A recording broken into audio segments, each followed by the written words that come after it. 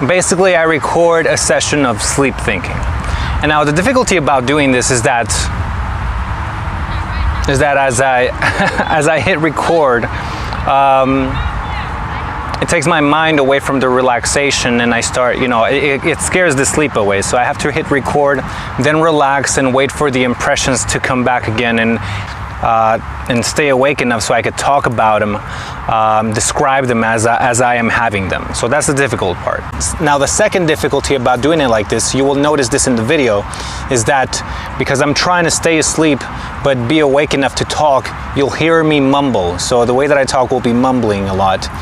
So yeah, sometimes it will be hard to understand, but that's what I'm doing. I'm trying to stay asleep. I'm trying to talk in a way that keeps me relaxed, but that is coherent enough to be understood. These impressions, they're not fully ideas.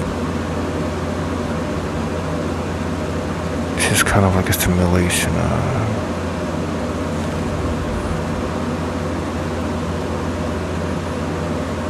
A pattern of sensations that would happen if the idea was there.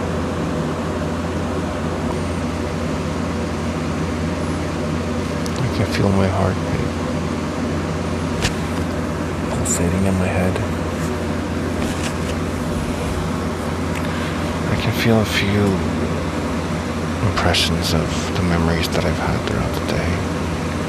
Kind of like residue sensations of everything that I felt today. Talk to my friend on the phone. I keep feeling her presence, her voice, her face. I don't really see her face. I feel the impression that I get when I see her face.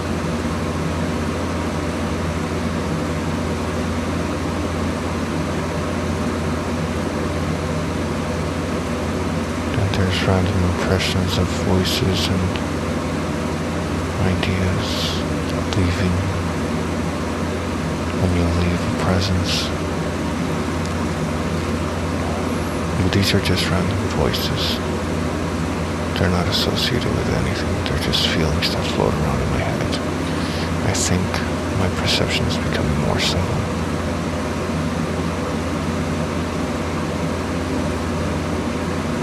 So these little impressions that you have all day, you're finally noticing them.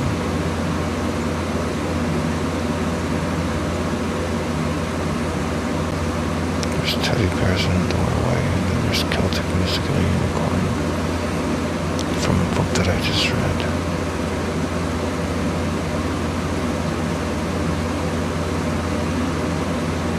There's the mission. I keep getting the impression of the mission we're on.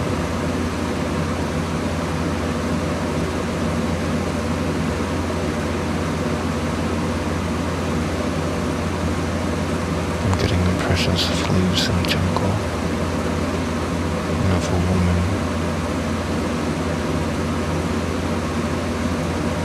Woman with the facade of a Barbie doll, pink lips, pale skin, holding the bars of a jail cell. Now my original intention for recording this session was to actually interpret the dreams that I was having. I was planning to see the images, see the symbols that came up in my dream, and trace them back down to the source, to the impressions that I was having, to the impressions that made that dream. But I ended up not being able to do that. It takes a different type of focus, and I just couldn't focus enough. All I was able to do was describe the dreams and the impressions that I was having. I couldn't really make out the connection part.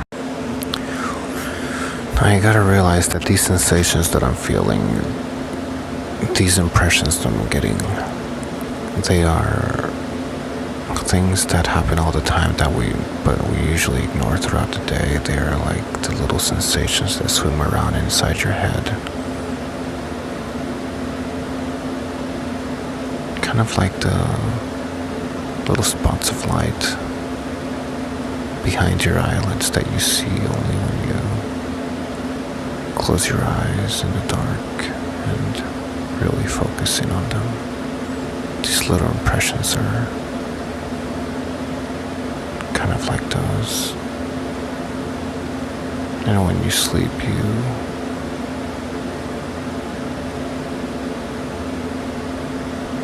calm your mind so that you notice these more. You make stories out of them.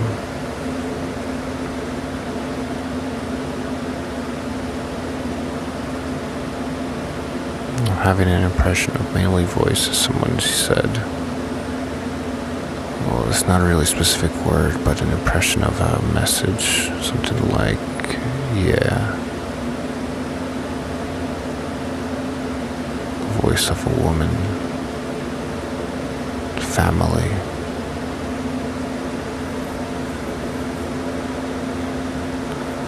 childhood, the voice of a woman in my childhood. Now, the only thing that was auditory about this impression was here, as if it was said by a woman. The rest that I'm getting from this impression is all just random sensations in association with the past and my age and all that.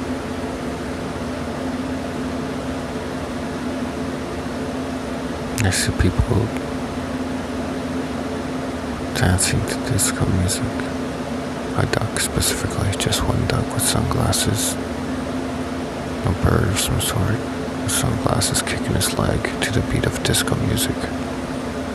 No, not disco music. Techno music.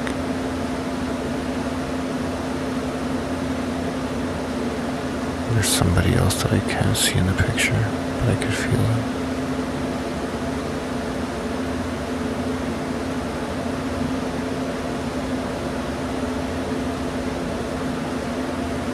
These have no meaning, not yet, not any type of meaning.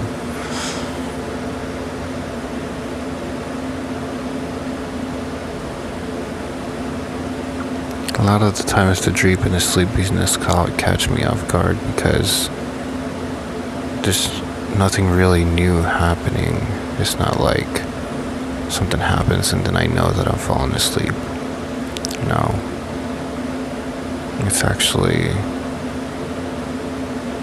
It's always been happening and I just haven't noticed it. So there's nothing new happening. There's nothing to trigger. It's actually kind of the opposite. I don't know when it starts happening because I actually start paying attention more.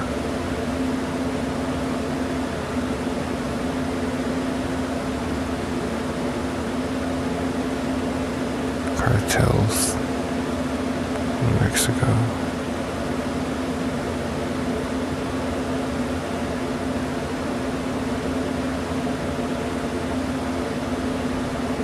Fear of getting caught, of being traced.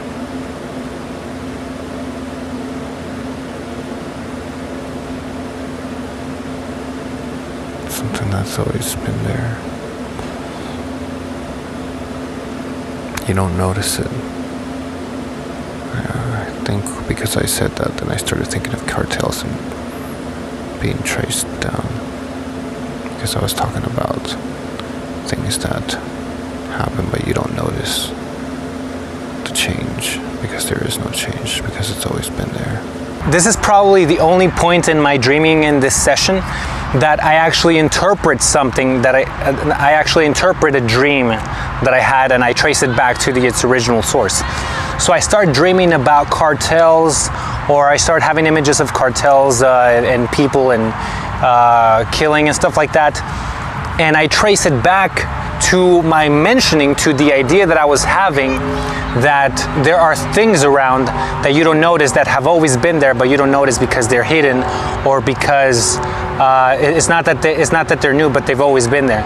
And so because talking about that kind of gave a feeling, kind of gave an impression of like sketchiness, or like kind of like Big Brother watching you. The train of thought kind of led to the images of cartels. So the impressions. I had those impressions, and those impressions kind of formed into the impression. It kind of held the same impression as that I would have as a cartel, and it kind of made that image. Right now I'm getting a bunch of impressions, a bunch of images, but I don't know which ones to relate, because each time I share an image, it interferes with my process. The last image that I had was of a barbecue grill outside in a park and a crow on top of it, rubbing his tail on the grill. Nothing with meaning yet.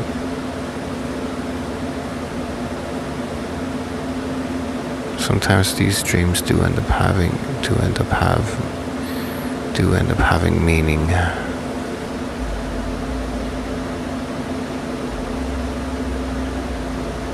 Getting impressions of a family that says we have problems. Day in a church that I used to go there to preach. And I got this impression of her telling me something that I couldn't go anymore. I don't know if it's the girl from the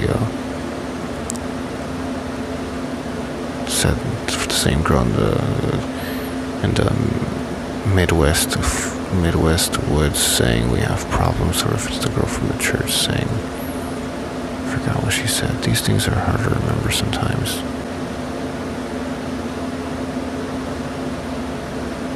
There's robots aligned. No. There's people in suits aligned like robots in an assembly line.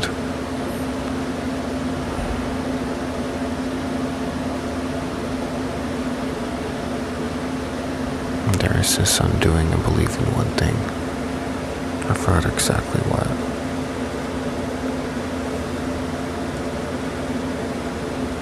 The voice of a commentator asks, are you really going to believe that? They say yes. I think this is the same impression. This is the impression that I've been getting. No. This is a sliver of an impression that I've been getting with conspiracy theories. I think this is a link or representation of conspiracy theories and their way of thinking.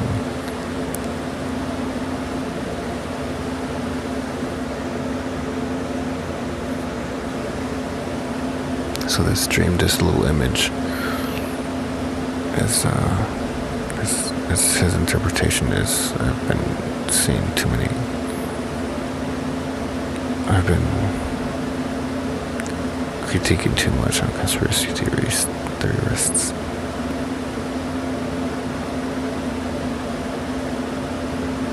A time from now, the steps that I'll take in the project, I have to inject somebody with something. They hurt. But it doesn't hurt as much as they hurt me. By not going through the process. As good as this bad, well, they call the cops on me because I stuck a needle in them.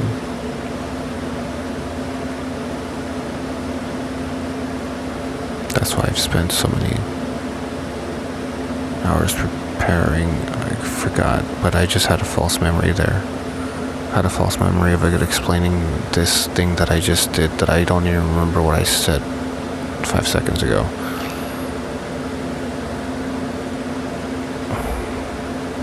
But it was a false memory of an explanation that of doing what I just did. It was something to do with Team Rocket. And then I came back.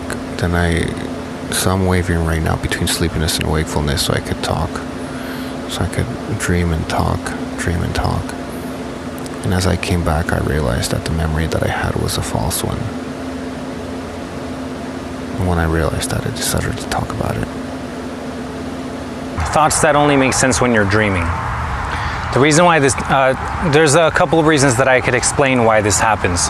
The first reason is that as you're having those thoughts, you get the impression that they make sense. So you get certain thoughts combined with the impression that they make sense. And these impressions are subtle impressions that you get, that you're always having, but you tune into when you're sleeping, right?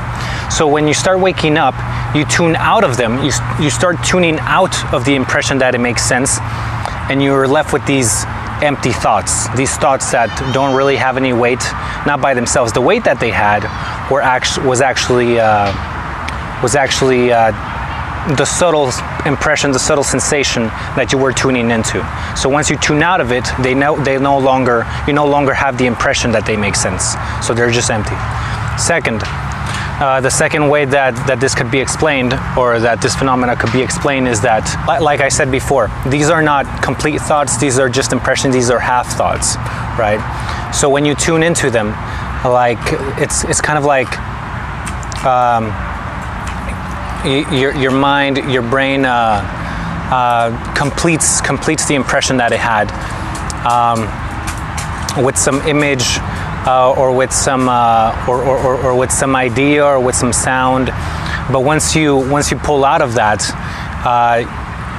you start to see the half thought for what it is. It's just a half thought. It's just an impression. It wasn't really something substantial. It wasn't really a substantial thought. So these are two ways that you could explain this.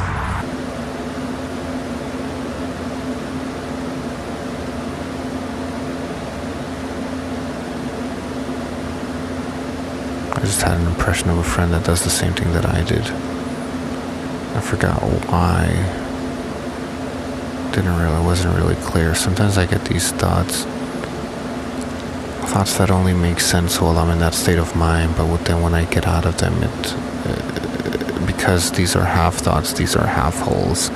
When I wake up, there really is no content to them. They're really not saying anything, because there really was never an idea.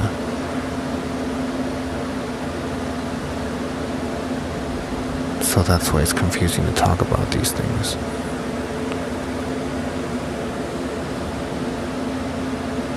But I just had an impression of a friend that's doing the same thing that I did, but then I realized that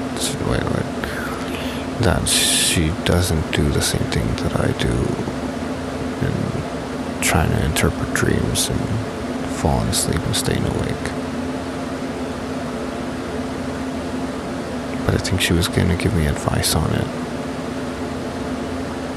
Or maybe we were talking about conversing about this process that I'm doing right now. I felt like I had a companion in doing this. But really I don't.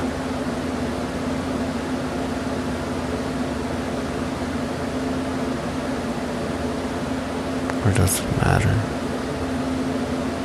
Does the truth matter? Everything's changed when we fall asleep, when we dream. The truth changes.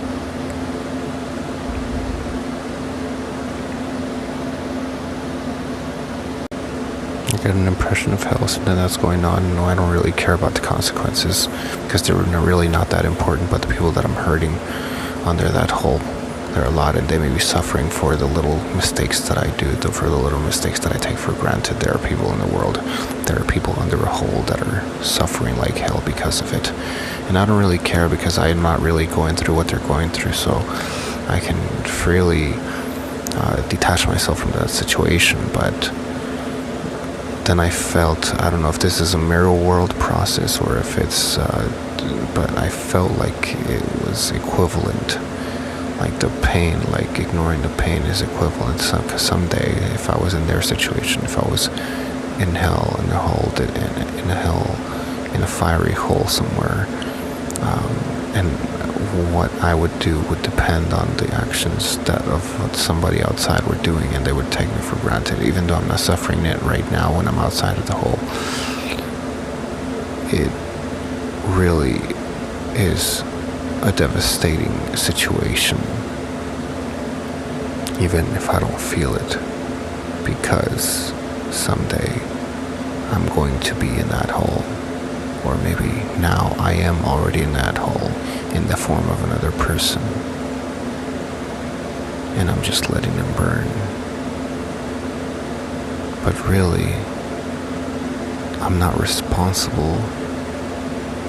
Me outside of the hole is not responsible for me inside the hole, because I really don't know as much as I would like to. One possibility, one response is not sure. when I don't know what to do, I could do either or, and it would affect either way.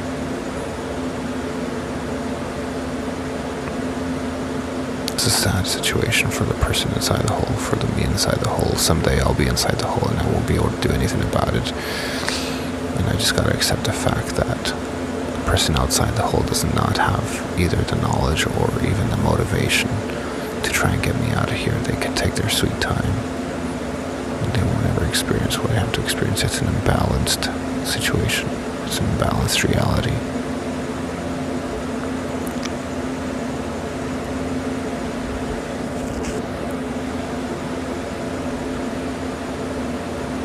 Because I'm not experiencing the consequences of my actions.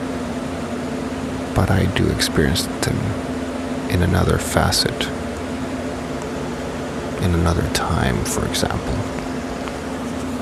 or in another life, or in another form.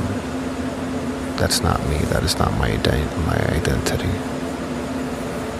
Another facet of existence that this flesh, that this soul, that this flesh that I'm experiencing does not experience.